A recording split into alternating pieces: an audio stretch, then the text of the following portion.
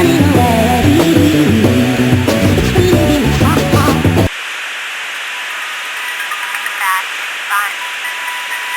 That's knowledge.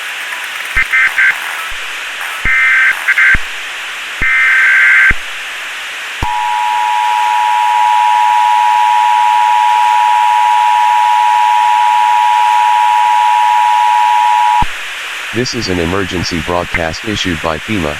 At 5:39 a.m., an explosion was reported at the We are currently working on evacuating nearby residents in the event of a toxic chemical. More information. Normal broadcasting will be suspended indefinitely on this channel.